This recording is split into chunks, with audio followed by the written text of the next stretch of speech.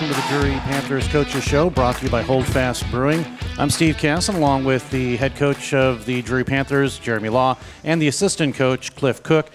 This weekend, a little tough for the Drury Panthers. A 3-2 win, hard fought on Friday, and a 5-0 loss on Saturday. Guys, we've talked about it in previous coaches' shows. You're learning about things, learning things about your team. You start off 4-0. And now you have a couple of losses here in the last couple of weekends. Has it changed things for you, and what's your philosophy going forward? Yeah, I think it's a learning curve here, and figuring out what we have, what our strengths and weaknesses are. And it's good that it's happening now, early in the season. We still believe we have a very strong team, and we're capable of doing good things. I know that for a fact. So we just have to get everyone buying into our system and what we're trying to establish as a kind of our philosophy. And once we do that and have the team buying in, I think we're going to be a really good team. This is a team that started off, as we mentioned, hot 4-0, and now things have kind of changed. What do you guys look at? I know you're talking about systems, but what do you look at as far as implementing what you really need to see to get W's? Well, I think it's no surprise. Discipline's been an issue for us, and we're leading the M2 independent teams in penalties, so we have to clean that up. Can't win games in the box, so I think we're a very good 5-on-5 team, and that's one thing. One of our main focuses right now is getting everyone to buy into discipline, and I think once we do that, they'll see we'll be very successful. You're a team right now that, for the most part, statistically has one line that's putting things in the net: Holly, Ferguson, and O'Rourke. How do you get balanced scoring? Yeah, I think we might have talked about this last show, is finding every team on the planet wants the same thing, that secondary scoring.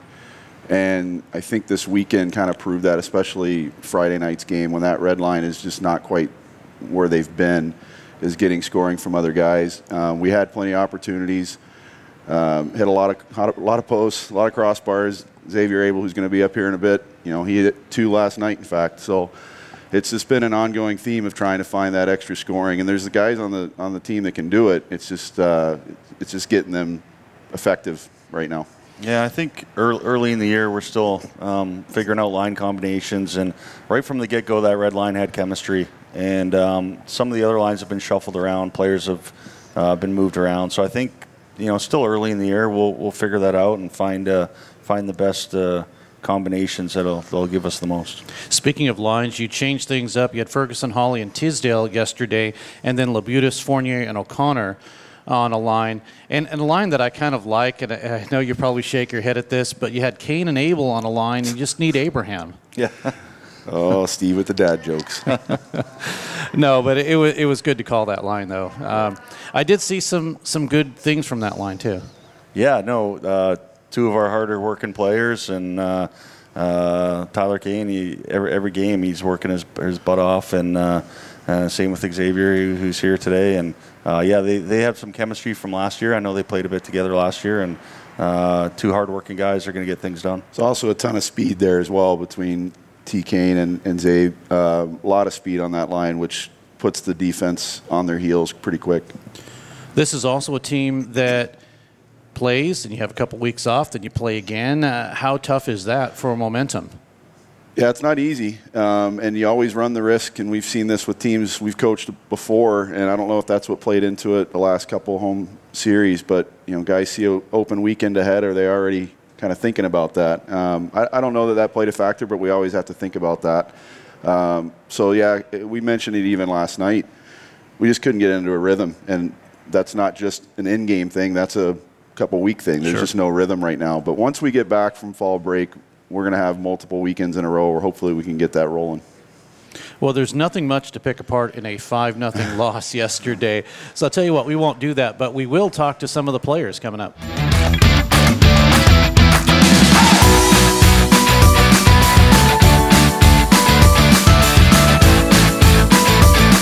Now joining us on the Drury Panthers Coaches Show, brought to you by Hold Fast Brewing, a couple of players, Hayden Doggett and Xavier Abel. And Xavier, we'll start with you.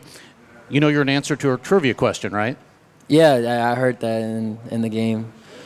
So you are the first ever goal scorer in the history of Drury Panthers hockey. How do you feel about that?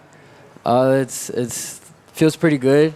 You know, last year that was the first time I really made a big accomplishment in my hockey career. So it's definitely something that's gonna be memorable for me for the rest of my life. So yeah, definitely glad I made that milestone.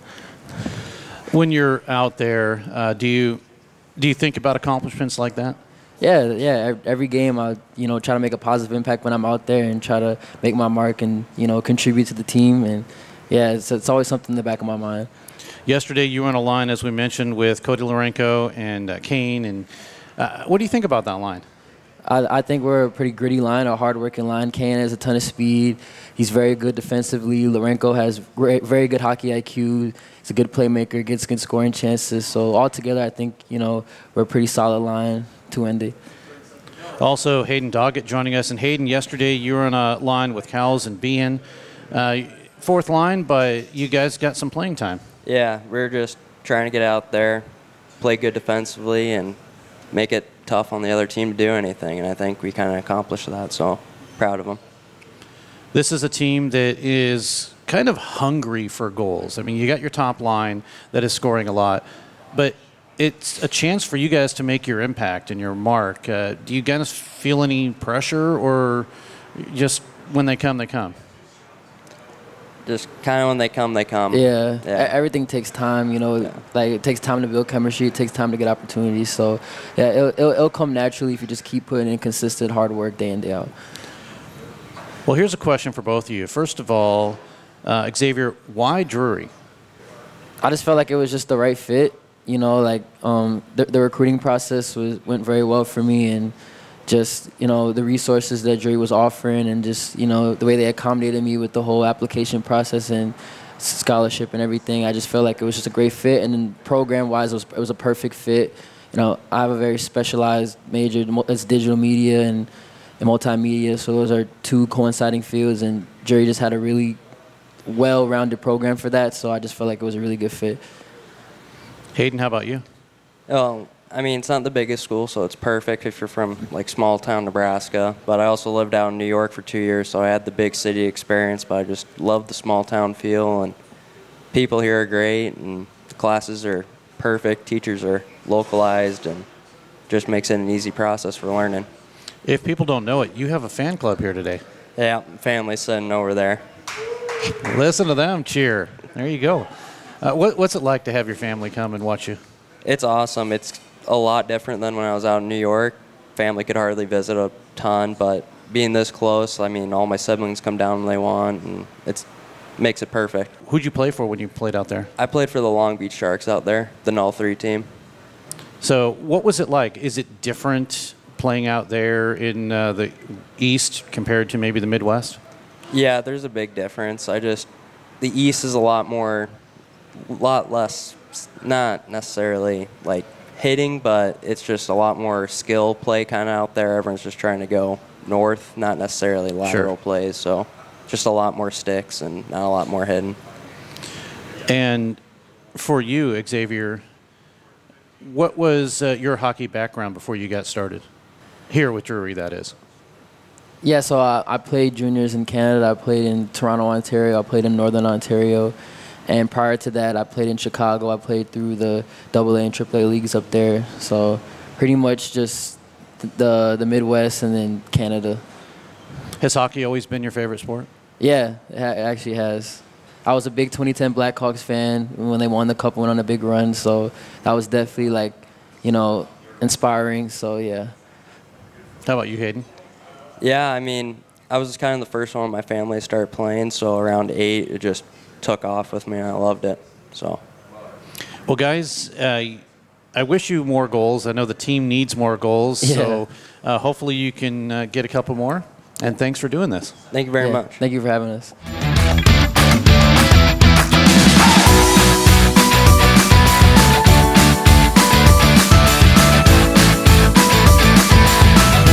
Welcome back to the Drury Panthers Coaches Show, brought to you by Hold Fast Brewing. Now a couple of players with us, including Gage Robb and Hunter Finley.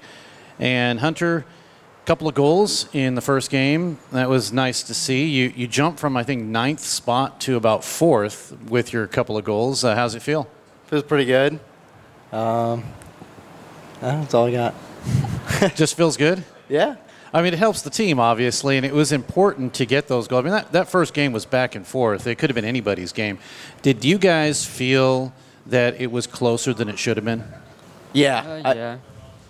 I mean, we put up, what, 52 shots or something? Something like that, 52, 53, yeah. You know, it was a lot closer the second game, wasn't it? Yeah, as far as shots go, Yeah. but that's not the most that goaltender's faced. He's faced 73 this season early on in an overtime loss, but how tough is that? You're putting on shots, you're getting good looks, you're hitting posts, in fact, but the pucks aren't going in. You think it's tough, especially because when was our first goal? I think it was either at the end of the first or in the beginning of the second. Second and about middle of the second, 8:38 on the power play. That was your power play goal. So we went almost a period and a half of, I mean, we dominated that game. We were in their zone, felt like the whole time, and we're just getting pucks on them, and they were good. Some of them weren't the greatest of shots, but we were just pounding shots at him, and he just kept saving them. And it's like, when are one of these going to go? A couple of 2-on-run rushes too, but does this kind of harden you guys, make you kind of, I don't want to say work harder because you were getting the opportunities that you need, but maybe trying to figure out something to do a little bit different to get a couple of more goals and not make games as tight as they were? Yeah, I think it definitely makes us want to keep shooting the puck on goal a lot more and just trying to find more better opportunities, Gage, you got a chance to get in there, and I know it's kind of been tough. How is it when you finally get in? You feel a lot of pressure off yourself? Yeah, I mean, it's exciting always getting a step out there, but I just try and play my game and, look good for the coaches, so. Well, that's what you have to do with 30-some-odd rostered players. So anytime you can get in the lineup, that's a good thing. Mm-hmm. So I'll ask you guys the same question that I asked the other two. Why Drury?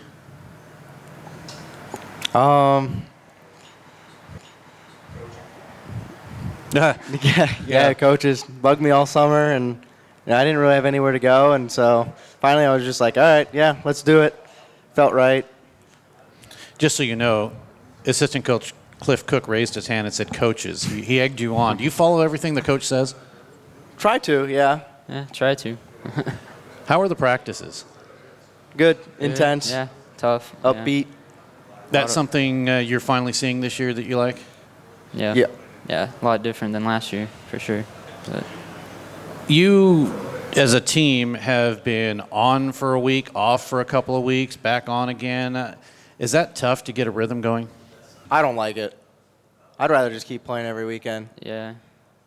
I mean, that's what I would think, too. If you play a lot and get tired of playing, that's one thing. But if you get in there, it's like a goaltender. You get in there and you haven't seen very many shots, and the next thing you know, you got a 2-on-1 rush on you, and what do you do? Yeah. I think mine goes back to juniors because you play a little bit more, kind of a more random schedule. This is pretty set, Friday, Saturdays, Sure. and off a week, play a week, I think I would rather play every week. Even if it was one game, I'd rather play every weekend just so you're playing. Yeah, just be consistent. Speaking of consistent, so yesterday, 5-0 shutout. So any streaks that any players had are gone at this point. How tough was that game yesterday? It was a tough one. Because we definitely are a better team than them. And we had a lot of players missing, so that was tough. Well, it sounds like probably the way you guys felt after the final buzzer. Just not really happy with that. So obviously there's more of the season to go, and that should change things. What's the atmosphere like with this team? Bring us in the locker room. Yeah, any other time, I mean, it's pretty upbeat. We got a few guys that are always just chatting, causing issues with people and just, having fun for the most part. But when things go bad, it kind of, you see the locker room kind of split, and we can't have that. And I mean, we've seen it a few times, but you can't really stop it when it happens because usually it's just an in the moment. Tensions are high. Adrenaline's going. So, I mean, not really much you can do. Who is the most inspirational on the team right now? We could say on the ice, we can say in the locker room. I mean, someone who kind of pumps you guys up when maybe things aren't going right. Probably Patty Labutis. He's a pretty fun guy. He always tries to keep a smile on everyone's face and always tries to pump us up, whether we're losing or winning. But yeah. What do you think? I would go with him or Ferguson. Fergs, yeah. Both of them are pretty funny in the locker room. Keep things light, before games, and try and keep everybody calm. Hey, we're good. Okay, one last question for you both. Who's the best chirper? Ooh, I don't know. I don't know either. Maybe Fergs. It'd have to be a forward. I mean, D not very much. Pretty quiet. Well, we'll go with that. Yeah, I don't know. Yeah. Hey, guys, at the end of interviews, I always wish players more goals, so get a couple more. I know you got 2 last game, but get some more. Throw some more on the board and get some W's out there, okay? Will do. All right, thanks for Thank doing you. this. Appreciate it.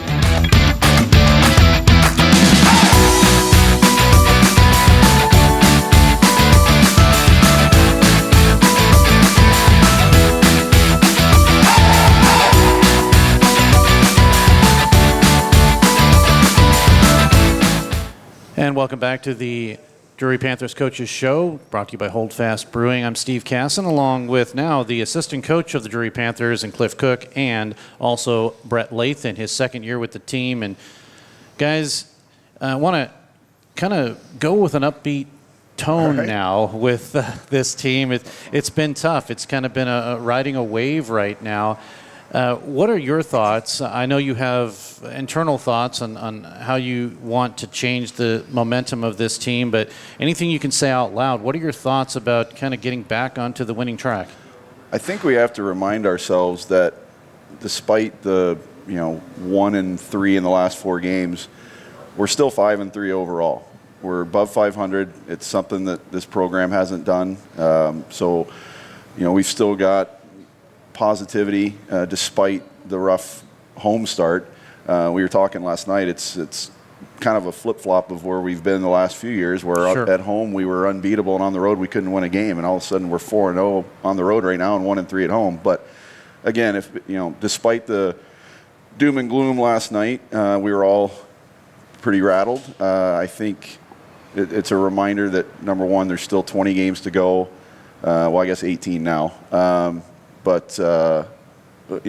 we're 2 games above 500 with a lot of hockey left to play. So, like Jeremy said, we get the discipline under control, get guys buying in, back to where we were those first 4 games. We're going to be just fine.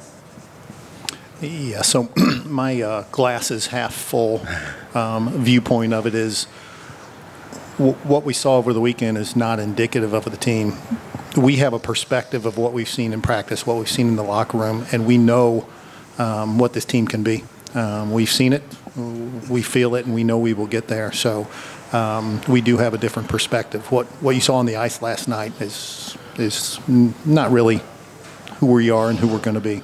We have a long way to go, but we see a lot of positives that you guys may not see during the games. Yeah, we talked with the team after the game about it. Again, as I keep saying, we were upset, but we have big, grand goals for this program. Sure. Not just this season, but moving forward. And a game like that can be a kind of a hit on that a little bit from the outside looking in. But as I said to the guys in the locker room after, said, we know what's in this room. We know what we have. We may not have shown it the last couple weekends we've played, but we know what we're capable of, and eventually everybody else will see that as well. So we're, like Brett said, we're glass half full, which, as people that know me, isn't always the case for me, but I'm still very excited about the guys we have, and moving forward, I think we're going to be just fine. I think there's two scenarios here when, maybe three if you want to include the players, but you have a situation where there's high expectations, you believe in what you have, and it just doesn't materialize. So you have the fans, you have the coaches, and perhaps you have the players. And I guess it depends on which side really takes the puck and runs with it per se. You almost have to argue it's the players because they're the ones that make it happen on the ice.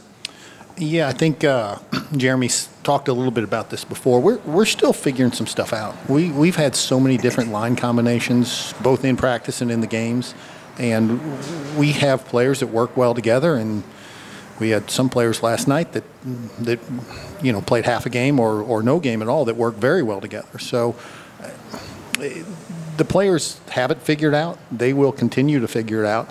But they'll get more comfortable with each other. They'll get there. I have no doubt. Yeah, I agree. And this weekend was a bit of an anomaly, I would say, even more so than the Maryville weekend. Maryville, we just didn't play well. This weekend there was a lot of different things. We had some undisciplined things against Maryville. This weekend was kind of taking it to another level, which is why you saw some guys not in the lineup, which is never an easy decision from a team standpoint, but from a coach's standpoint, it wasn't that hard because, again, it's part of that culture we're trying to create. And, hopefully moving forward, that's not something we'll have to do again, but you never know. I hope the message was sent because it's just part of what we're trying to build here. And like you said, it's also not easy when a second-year program that we're really trying to build in the community and on campus and everything, when we're 1-3 at home in front of our home fans, it makes it a little tougher to get that buy-in. But I do believe, we have the group of guys we want, and then when we're on campus, we know there's excitement there, despite what we've been doing the last couple weekends at home. Yeah, and at home, you've been drawing pretty well for a second-year team. Yeah, not bad. Obviously, we're looking for more, and it's just getting the winning product going again on the ice, but getting word out. It's nice having the fraternities there. We did the kind of fun week in the Pink Out on Friday. That was kind of spearheaded by a sorority on campus. Did a phenomenal job with that, and then last night, since it's our last game in October, we figured we'd do a Halloween theme. There was a couple people dressed up last night, but not as many as we had hoped, but it was a fun night. And the crowd was decent. Again, we were a little spoiled before, so again, those expectations are not just from a team standpoint, but from what we bring into Jordan Valley Ice Park and the old Stan Melton Arena.